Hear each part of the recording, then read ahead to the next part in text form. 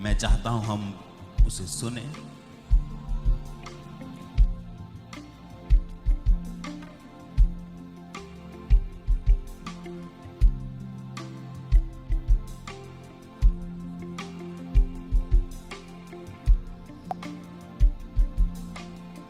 छब्बीस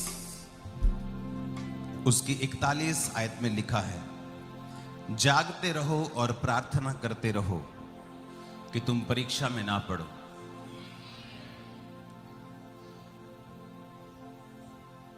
आप में से कितने लोग पहली बार यहां आए? और बहुत से पहली बार आए। स्वागत है इस प्रेयर माउंटेन में।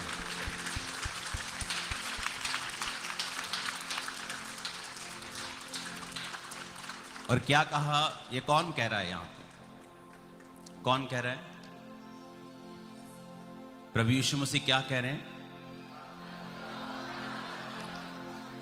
क्या कह रहे हैं? कहते जागते रहो और प्रार्थना कि तुम परीक्षा में, आत्मा तो तैयार है परंतु शरीर। क्रिश्चियन लाइफ में one of the most important चीज जो है वो है प्रार्थना। और परमेश्वर ने क्या कहा?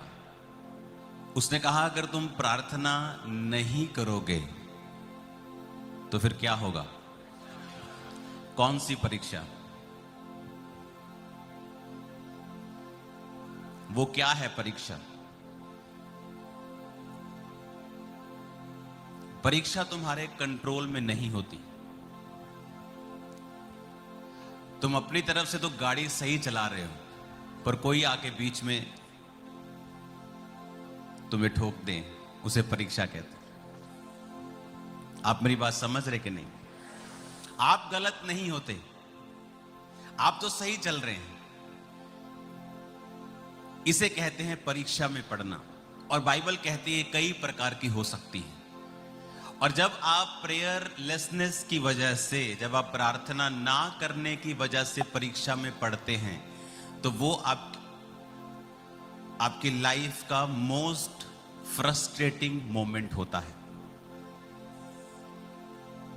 तब आप फ्रस्ट्रेशन से होकर गुजरते हैं, क्योंकि उसके दौरान जिस कोर्स को आपने बिना प्रार्थना के ले लिया है, अब आपको उसे पूरा अटेंड करना पड़ता है। अपने पड़ोसी को बोलो प्रार्थना कर। जहां जहां भी तुम्हारा पड़ोसी है बोलो प्रार्थना कर। आज ये पहला दिन, आज हम हैंडल करेंगे और डील करेंगे प्रेयरलेसनेस से, कि आत्मा, जो आत्मा आपको प्रार्थना करने से रोकता है।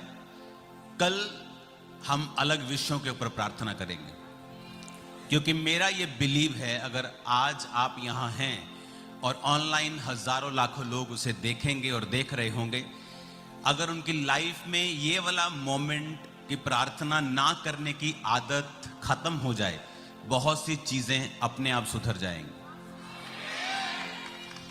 तो जीसस ने खुद कहा है अपने मुंह से कि प्रार्थना कर ताकि तू परीक्षा में।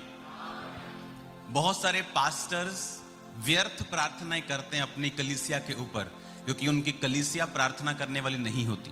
फिर जब वो परीक्षा में पड़ते अपने पास्टर्स को तंग करते हैं वो, और पास्टर परमेश्वर को तंग करता है, और परमेश्वर फिर कुछ कहता नहीं, क्योंकि परमेश्वर को मालूम है कि ये कलीसिया बिना प्रार्थना वाली कलीसिया है। और मैंने पहले से ही बोला है कि अगर तुम प्रार्थना नहीं करोगे तो परीक्षा में, और वो परीक्षा का मोमेंट अच्छा नहीं होता। परीक्षा में पढ़ना अच्छी बात नहीं है। ये फ्रस्ट्रेटिंग होता है, खिजाहट से भरा हुआ, दुखों से भरा हुआ, कि आपको पेन है लेकिन उस पेन का कोई इलाज नहीं है, कि आपको ये दिक्कत है, अब उस दिक्कत से आपको निकलना पड़ेगा, क्योंकि वो परीक्षा आपने मोल ली है। आप समझ रहे हैं मेरी बात को? अगर किसने कहा ये? किसी व्यक्ति ने कहा कि किसने कहा ये बात कि प्रार्थना कर ताकि तू परीक्षा में, मुसीबत में, फालतू के चक्रों में ना पड़े। और उसने ये भी कहा, उसने कहा आत्मा तो तैयार है, अंदर से दिल तो कर रहा है प्रार्थना करने का, पर शरीर क्या है? ये दुर्बल महसूस करवाता है। वे सो जाते हैं, सुबह उठ के प्रार्थना करेंगे, सुबह उठ के चलो आज लेट हो गया, अच्छा आज रात को प्रार्थना करेंगे, अच्छा आज रिश्तेदार आ गए टीवी देख लेते हैं, अच्छा आज खाना खा लेते हैं। आज जीसस ने कहा ये शरीर तुम्हें धोखा देगा और प्रार्थना से दूर रखेगा। जब ये प्रार्थना से दूर रखेगा तुम परीक्षा में पढ़ोगे, और परीक्षा में जब तुम पढ़ जाओगे पूरा कोर्स लेने के बाद फिर तुम छूटोगे। सेम नाइट जीसस भी प्रार्थना में थे और जीसस ने कहा पतरस प्रार्थना कर। और अपने पतरस भाई क्या कर रहे थे? वो सो रहे थे।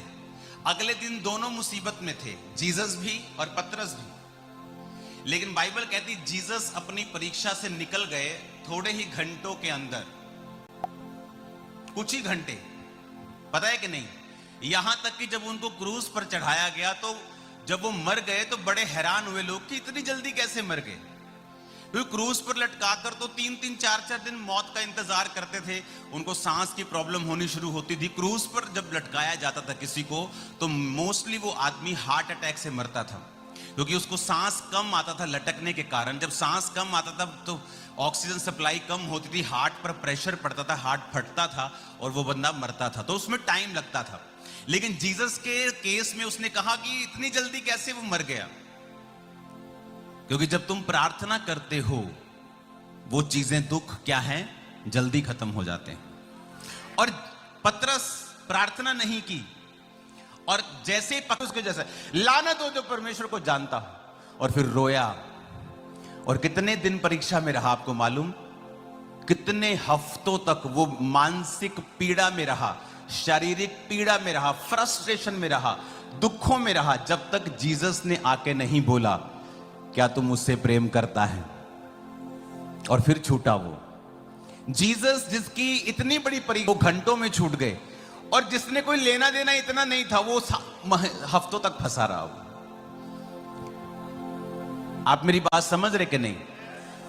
आज विश्वासी की लाइफ में वो परीक्षाएं हैं जो पास्टर्स की लाइफ में होनी चाहिए, लेकिन पास्टर अपनी बड़ी परीक्षा से घंटों में छूट जाता है। उसको प्रार्थना करना आता है और विश्वासी उसी छोटी सी परीक्षा में हफ्तों गुजारता है। रीजन, प्रार्थना कर ताकि तू परीक्षा में। आप समझ रहे मेरी बात? वही बड़ी मुसीबत घंटों में निकल गई और पतरस की वो छोटी सी गलती उसको फ्रस्ट्रेशन देती रही हफ्तों तक। कारण क्या था? थोड़ी सी नींद, एक और झपकी, शरीर। और परमेश्वर ने हमें मना किया है शरीर के अनुसार चलोगे तो आज हम प्रेयर करेंगे कि परमेश्वर मुझे प्रार्थना करने वाला जीवन दे। आप मेरी बात समझ रहे हैं? उसमें क्या रुकावट है? फोन एक रुकावट है क्या? एक टीवी रुकावट है क्या? व्यभिचार एक रुकावट है क्या? पाप एक रुकावट है? उन सब आत्माओं को हम पकड़ेंगे और निकालेंगे। और आज आप प्रेयर कर रहे हो सिर्फ अपनी ही अनॉइंटिंग से नहीं, बल्कि इस प्रेयर माउंटेन की अनॉइंटिंग से आप सेफ होंगे। अपने हाथों को उठाएंगे, बोलेंगे हर एक आत्मा जो मेरे प्रार्थना के जीवन को खत्म करती है, पीछे करती है, यीशु मसीह के सामर्थी नाम में मैं कमांड करता हूं, हर वो आत्मा जो मेरी स्पिरिचुअल लाइफ पे अटैक करती है, प्रार्थना के जीवन पे अटैक करती है, यीशु के नाम में आउट। कमांड करेंगे in the name of Jesus. Command it, command it, command it, command it, command it.